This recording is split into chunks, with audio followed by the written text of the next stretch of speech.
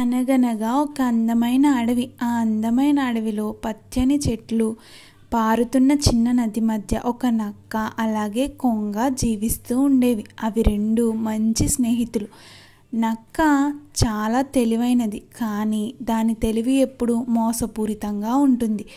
ఒకరోజు నక్క కొంగని తన ఇంటికి భోజనానికి ఆహ్వానించింది. నీవు నా మంచి స్నేహితుడివి, రేపు నా ఇంటికి రా, రుచికరమైన విందు పెడతా అని నక్క కొంగకు చెప్పింది.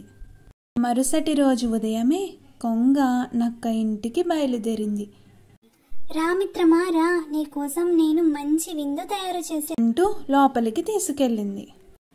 నక్క తాను తయారు చేసిన పాలను బాగా మరిగించి ఒక తక్కువ లోతు గల పలుచటి ప్లేటులో వడ్డించింది. నక్క వేగంగా తాగేసింది, కానీ కొంగ తను పొడవాటి ముక్కుతో పాలు తాగలేకపోయింది.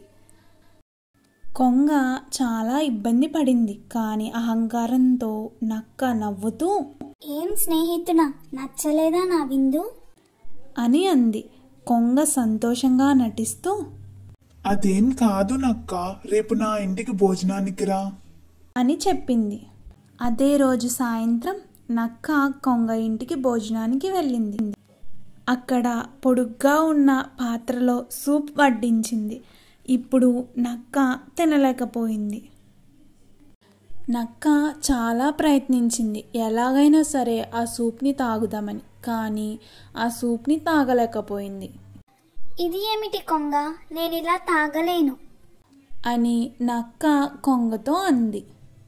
కొంగ నవ్వుతూ, నీకు నా విందు నచ్చలేదా నక్క అని అంది. అప్పుడు నక్కకు అర్థమైంది, ఇది తనకే తిరిగి వచ్చిన పాఠమని.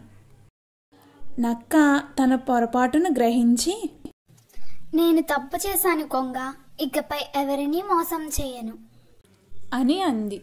ఆ రోజు నుంచి నక్క నిజమైన స్నేహితుడిగా మారింది. మోరల్ ఆఫ్ ది స్టోరీ: ఇతరులను మోసం చేస్తే అది తిరిగి మనకే వస్తుంది. ఈ కథ గనక మీకు నచ్చినట్లయితే please like, share and subscribe to my channel.